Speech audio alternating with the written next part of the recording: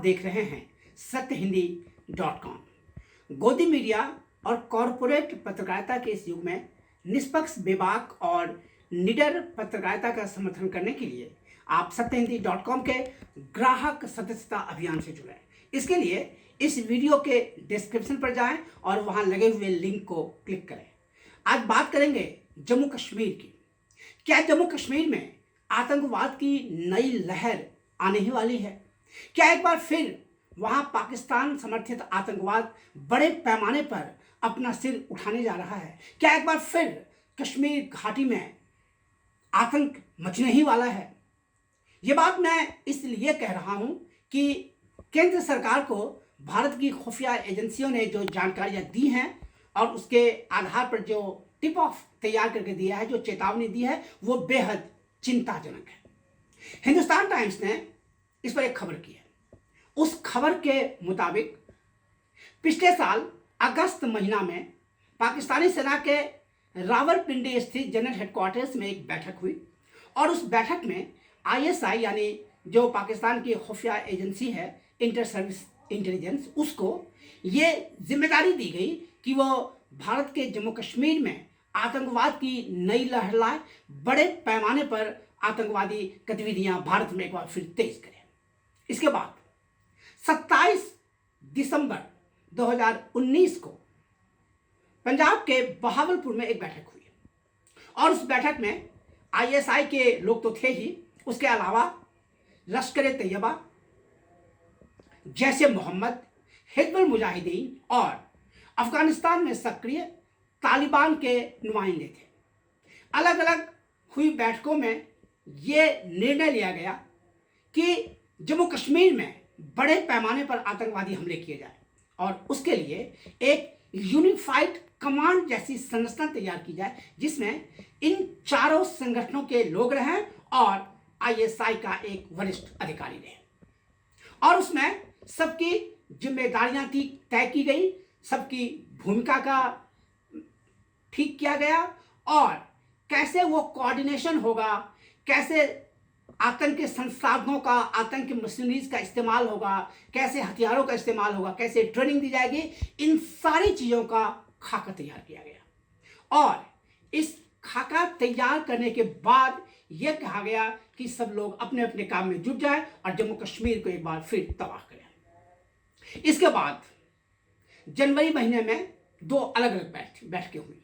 3 से 8 जनवरी को एक बैठक हुई और उसके बाद 19 जनवरी को एक बैठक हुई। इस बैठक में जैसे मोहम्मद का सरगना मुफ्ती अब्दुल रऊफ, लश्कर का ज़कीउर रहमान लखवी और अमीर हमजा भी मौजूद थे। जो मुफ्ती अब्दुल रऊफ है वो दरअसल जैश के संस्थापक अजहर मसूद का भाई है और चूंकि अजहर मसूद बीमार है, काम नहीं कर सकता, इसलिए उसने अपने भाई को इस जिम्मेदारी दे दी है। तो एक तरह से आप ये कह सकते हैं कि जैश का सरगना इस बैठक में मौजूद था और इस बैठक में यह तय हुआ कि कौन कैसे क्या काम करेगा।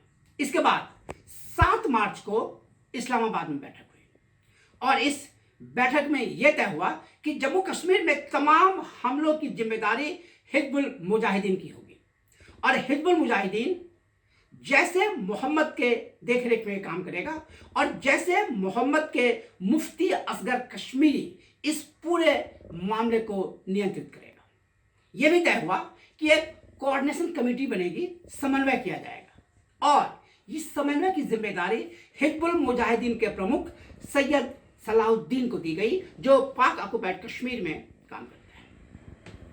और यह भी हुआ कि जैसे मोहम्मद और जमात उद दावा का जो पाक अधिकृत कश्मीर में आदमी है, अब्दुल अजीज अलवी, वो इन सब के संपर्क में रहेगा। बात यही खत्म नहीं हुई। इसके बाद 7 मई को एक और बैठक हुई और उस 7 मई की बैठक में आईएसआई ने एक बड़ा खुलासा किया। उसने एक बड़े गुट का ऐलान किया और उसने ये कहा कि अब द रेजिस्टेंस फोर्स TRF नामक एक संगठन तैयार किया जाएगा, जिस संगठन में दूसरे स्थानीय गुटों के लोग होंगे और TRF एक बड़े पैमाने पर काम शुरू करेगा। इसकी वजह यह थी कि TRF नाम जो है वो अंग्रेजी का नाम है, इसलिए किसी इस्लामी आउटफिट का नाम नहीं है, तो लोगों को समझ में नहीं आएगा और लोगों को ऐसा लगेगा कि नहीं, इसका पाकिस्तान से कोई मतलब नहीं है, इसका इन इस्लामी आतंकवादी गुटों से कोई मतलब नहीं। तो एक तरह से आंख में धूल झोंकने के लिए उस नाम TRF का गठन किया गया।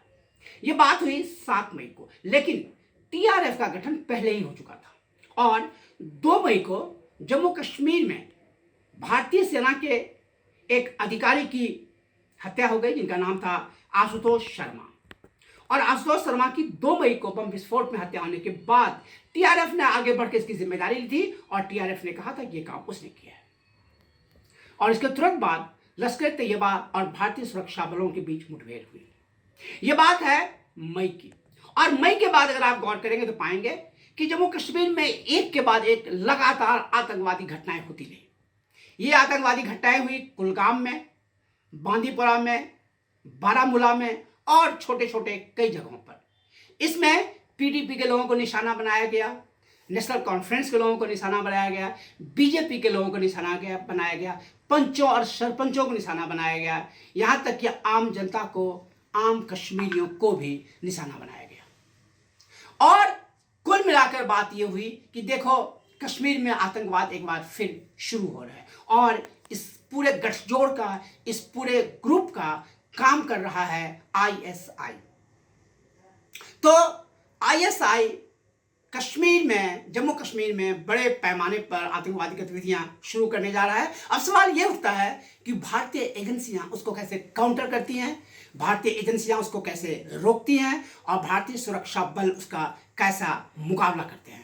जाहिर है भारतीय सुरक्षा बल सक्रिय है, सक्षम है और उन्होंने बड़े पैमाने पर कश्मीर घाटी में आतंकवादी गतिविधियों को रोका है और इसके पहले भी बड़े पैमाने पर उन्होंने इन गुटों को सिर कुचला है और बड़े पैमाने पर एक के बाद एक कई एनकाउंटर हुए हैं और इन एनकाउंटर्स में बड़े पैमाने पर आतंकवादी मारे भी गए हैं। आगे क्या होगा ये हम देखेंगे कुछ दिनों बाद। तब तक आप देखते रहिए सत्यहिंदी.com। सत्यहिंदी.com के लिए आप हमारे फेसबुक पेज को लाइक करें, फॉलो करें, हमारे ट्विटर अकाउंट को फॉलो करें और सब्सक्राइब करें हमारे यूट्यूब चैनल को। देखते रहें सत्यहिंदी.com। सत्य हिंदी के और वीडियोस को देखने के लिए हमारे यूट्यूब चैनल को सब्सक्राइब करें और सीधे नोटिफिकेशन पाने के लिए बेल आइकन दबाएं।